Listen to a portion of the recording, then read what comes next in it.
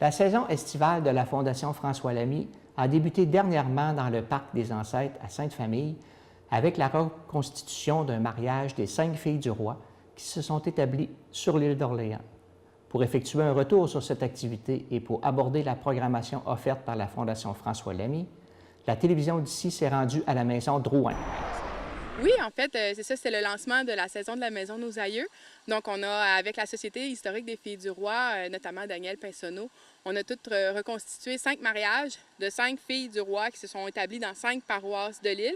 5 parce qu'aujourd'hui, il y a Sainte-Pétronille, mais à l'époque, Sainte-Pétronille n'existait pas. Donc, on a choisi 5 filles originaires de l'île à ce moment-là. Donc, ça a été un grand lancement. Près de 100 personnes ont participé au lancement. Donc, pour nous, c'est une réussite là, sur toute l'allée. On est très, très, très contents de la participation qu'on a eue cette journée-là. C'était une journée ensoleillée, donc quoi demander de mieux?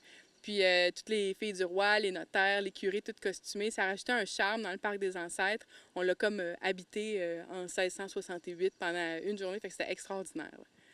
La Fondation François Lamy planifie toujours beaucoup d'activités saison estivale. Pouvez-vous nous en parler un peu?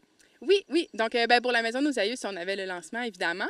Puis là, on va embarquer dans notre saison régulière là, avec les circuits de village où on demande aux gens, en fait, de nous suivre et on leur raconte l'histoire de Sainte-Famille avec les bâtiments, les petites anecdotes, les familles fondatrices de Sainte-Famille. Donc, ça, c'est tous les lundis. Puis, à la Maison Drouin, qui est juste derrière moi, on a ce samedi, le 23 juin, le lancement de saison de la Maison Drouin, une activité en lien avec Isabelle Paradis où on montre aux gens comment nos ancêtres faisaient pour construire une maison à l'aide d'une maquette. Donc, ils vont participer, eux, à la construction d'une maison. Cette activité-là va se redonner le 21 juillet, donc 2 fois dans l'été. On aura aussi des activités immersives, là, visites théâtralisées, si on peut dire, là, autant de Marguerite et autant de Jeannot. Donc, c'est des visites où nos guides, en fait, personnifient les gens qui ont habité la maison. Donc, pendant l'espace d'une journée, Marguerite Drouin vous accueille dans sa maison de 1765. Jeannot vous accueille dans sa maison de 1865. Puis, prochainement, on va inaugurer celle de 1965 à peu près pour faire une belle trilogie. Puis, on aura aussi le 18 août prochain à la Maison Drouin une activité sur les métiers traditionnels, encore en partenariat avec Mme Isabelle Paradis. Donc, il va y avoir différents métiers qui vont être représentés ici, notamment le forgeron, comment on faisait de la chaux pour chauler une maison comme ça. Donc, il y a une grande programmation là, qui s'en vient là, pour la Maison Drouin aussi. Il y a beaucoup de gens aussi qui proviennent de l'extérieur et qui vont à la Maison de nos Aïeux au niveau de la généalogie. Ça se poursuit toujours, ça? Oui, oui, même plus fort que jamais, je vous dirais. Là, dernièrement, en fait, je suis allée chercher le titre de généalogiste pour offrir un service plus de niche, finalement. Là, on va aller jusqu'à faire les arbres des gens. Donc, avant, on aidait les gens à faire leurs arbres. Maintenant, ils ont juste à nous confier ça. Des fois, on n'a pas le temps, on est fatigué, on ne sait pas trop comment ça marche. Donc, nous, on nous confie ça. Puis moi, en fait, je fais vos arbres. Puis, on a aussi constitué une nouvelle gamme de produits en généalogie.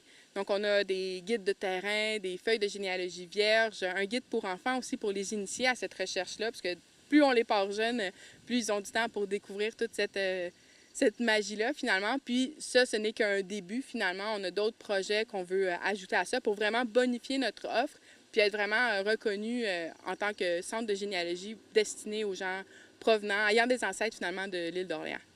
Parlant d'ancêtres, il y a le parc des ancêtres aussi qui doit avoir beaucoup de visiteurs qui vont visiter.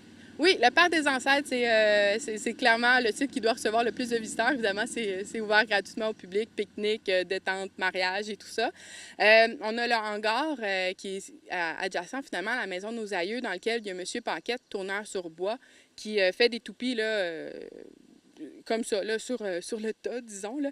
Donc, qui va faire des toupies pour les visiteurs et tout ça. Puis, à l'intérieur aussi, les gens nous font tout au long de l'année des dons de livres que nous, on vend au coût de 2 dépendamment de... Si c'est un beau gros livre rare, il peut aller jusqu'à 10 mais c'est jamais très, très cher. Puis tout cet argent-là qui est ramassé par M. Paquette va à l'entretien du parc.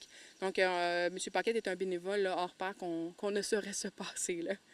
Si les gens désirent obtenir des informations sur toutes les activités offertes par la Fondation François Lamy, qu'est-ce qu'ils font? Est-ce qu'il y a un site Internet, des choses qui peuvent s'informer? Oui, on a un site Internet, évidemment, là, qui regroupe la Fondation et nos 3 sites, Maison Drouin, Maison de nos Aïeux, le Parc des Ancêtres. On est aussi très actifs sur les réseaux sociaux, Facebook, Instagram. Donc, les gens, On publie là, presque quotidiennement sur nos réseaux sociaux pour dire ce qu'on fait, puis les gens peuvent nous écrire en message privé. Puis évidemment, bon vieux courriel et téléphone pour nous appeler. Là, on est toujours présent pour leur répondre. Là.